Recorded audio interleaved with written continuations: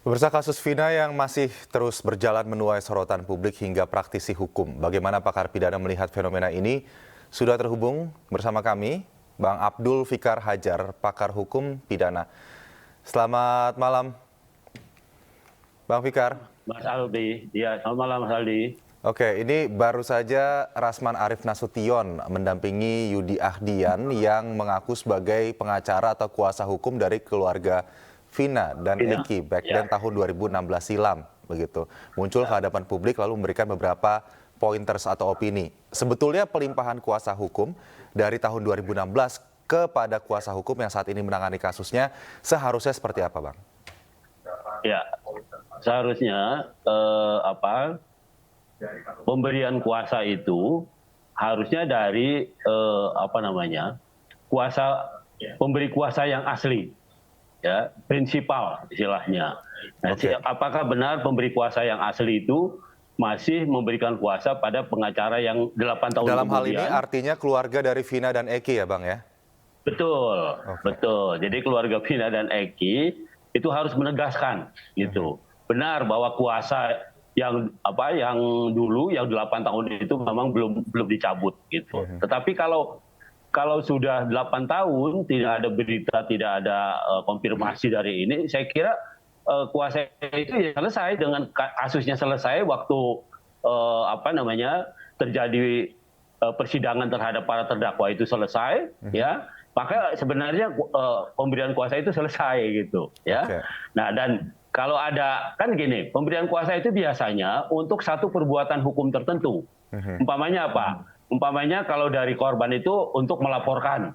Nah, melaporkan juga ada 3 tingkat. Di tingkat mana? Di tingkat kepolisian, atau di kejaksaan, atau di pengadilan umpamanya. Ya, nah itu harus disebutkan di dalam surat kuasa, gitu. Nah, kalau tidak nggak bisa kuasa hukum itu jalan semaunya, gitu ya. Jalan semaunya. Jadi sebetulnya seharusnya kuasa hukum yang diberikan pada tahun 2016 itu memang sudah masanya sudah habis begitu pada saat kasus tersebut sudah selesai disidangkan, pada saat terpidana sudah menjalani hukuman begitu. Betul, betul. Begitu selesai perkaranya, apalagi menjalani hukuman, ya udah selesai itu sebenarnya kuasanya gitu. Oke, baik. Oke, Bang Fikar, selanjutnya ada poin-poin juga yang kemudian disampaikan oleh kuasa hukum atau pengacara Vina dan Eki tahun 2016, Yudi Ahdian tadi ya, terkait dengan bagaimana jika dikatakan dengan salah tangkap pada tahun 2016 tidak melakukan banding begitu, lalu pada tahun 2024 pada saat ini baru kemudian terpidana yang sudah menjalani masa hukuman yang juga sudah keluar mengaku bahwa mereka adalah korban salah tangkap. Apa sebetulnya yang terjadi di sini? Apa logika yang bisa kita ambil? Ya, menurut saya satu memang ini kelalaian penasihat hukum dari terdakwa yang dulu, ya, yang sekarang kemudian mengaku bahwa dia menyatakan salah tangkap. Ini kelalaian dari terpidana ya? Ya, kelalaian dari terpidana dan pengacaranya yang dulu. Ya, seharusnya seketika itu dulu dikemukakan. Itu satu. Terus yang kedua, kalau kemudian dia bisa membuktikan bahwa memang dia salah tangkap, maksud saya dia punya alat bukti, ya, entah saksi, entah siapa. Nah, itu sebenarnya bisa dilakukan upaya hukum sekarang. Bisa PK ya? Karena PK itu kan tidak dibatasi 1 kali.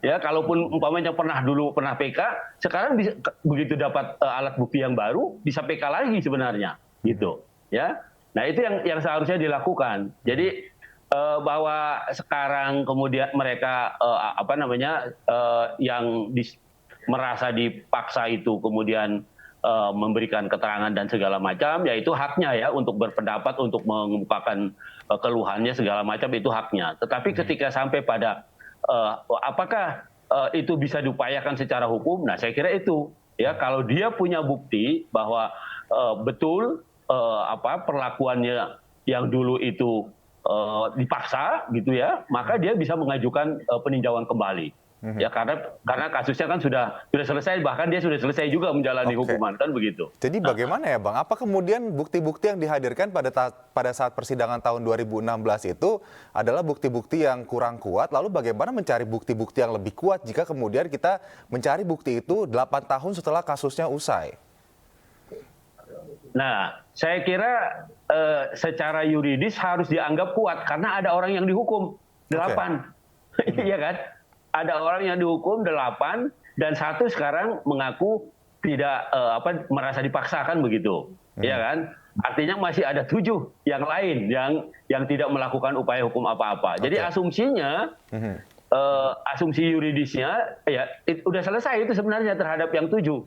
Bahwa kemudian sekarang ada perkembangan baru katanya yang 5 itu mengaku mengajukan keberatan lagi ya bahwa dia terutama umpamanya terhadap pelaku yang sekarang ditangkap siapa namanya Peggy ya kan ada 5 6 yang 5 katanya menyangkal bukan Peggy yang satu ya hanya satu yang membenarkan. Nah itu juga itu bisa jadi alat bukti juga gitu artinya. Tapi penyangkalannya tidak menjadi tidak sah kalau tidak dikemukakan di dalam peradilan gitu. Nah, yang saya maksud peradilan adalah mestinya kalau dia diperiksa oleh kepolisian atau oleh penyidik, dia kemukakan itu di dalam berita acara. Penyidikan itu harus dia kemukakan bahwa dia dipaksa dan sebagainya gitu. Itu harus dikemukakan.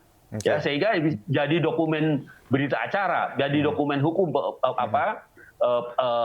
penarikan pengakuannya yang dulu ya. Tapi ya tidak membatalkan kasus yang dulu gitu ya. Kasus yang dulu sudah mereka dihukum itu tidak bisa lagi membatalkan karena memang sudah selesai gitu. Sudah semua upaya sudah harusnya tidak dilakukan lagi dan itu menjadi satu kenyataan. Kemudian ini memang Bang Fikar munculnya kuasa hukum atau pengacara Vina dan Eki tahun 2016 silam ke publik menjadi babak baru nampaknya untuk kemudian menyamakan bukti-bukti yang dimiliki tahun 2016, kemudian bukti-bukti yang didapatkan, fakta-fakta yang didapatkan di lapangan pada saat penyelidikan kasus ini dibuka kembali. Begitu. Lalu apa yang harus dilakukan ke depannya agar kuasa hukum baik tahun 2016 ataupun tahun 2024 ini sama-sama bisa menguak fakta sebenarnya? Bang Fikar dijawab nanti usai jeda iNewsroom segera kembali, pemirsa tetaplah bersama kami.